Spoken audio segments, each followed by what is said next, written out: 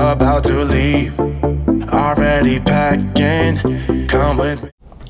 Hey everyone, welcome back to the channel, and today we are continuing with the history of photography. And today we're going to talk about one of the biggest changes in photography, and we're going to be talking about calotypes. This was the first earliest photography process, and it changed the game by introducing the idea of making paper photographs. The calotype was invented in 1841 by a man named William Henry Fox Talbot. His name sounds fancy, but think of him as the guy who figured out how to take photography off of metal and onto paper. That's pretty much all he did. Instead of doing metal, he figured out how to do it on paper. That's pretty much it.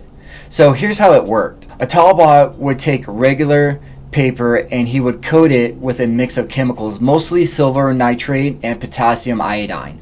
Don't worry about the names. These are just what they used at the time. Just know that they made the paper sensitive to light, and that's the key aspect of this concept. When he put the paper inside of the camera and exposed it to light, the image would slowly at first look like a faint ghost-like. So he had to use another chemical called gallic acid to bring the picture out and make it extremely visible. What made calotypes different from the earlier method like daguerreotypes was this. With daguerreotypes, you only got one image on a metal print, almost like one-of-a-kind painting. But with calotypes, the paper acted as the negative. That means you can use it to make multiple positive prints for the first time. You could reproduce the photograph over and over and over again. And that was the biggest change. Now here's why this is important. Photographs went from being something rare and expensive to something that could be shared with everyone.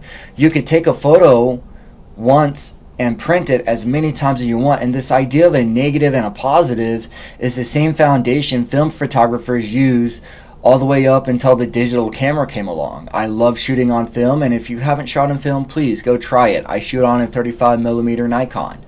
So how would you actually use the calotype process? Well, you would load your light sensitive paper into your camera, where you would then expose it for a few minutes and then carefully take it into a dark room. There you would use chemicals to develop the negative, and finally you would press the negative onto another piece of paper, creating a positive print, hence the negative going positive. It was not quick and it was not perfect. Calotypes were soft and less sharp compared to the daguerreotypes, but they were flexible, and they allowed photography to spread and grow in a way that it never could before. And there is a big takeaway for us today. Knowing about the calotype reminds us that photography is about experimenting and adapting. Sometimes sharpness is not the goal. Sometimes mood, texture, and reproducibility matters more. By studying where photography came from, you start to see new creative possibilities within your artwork, because you can take a roll of film, throw it in some tea, throw it in some bleach, purposely destroy it, burn it, scratch it up to come up with really cool conceptual ideas and really unique images.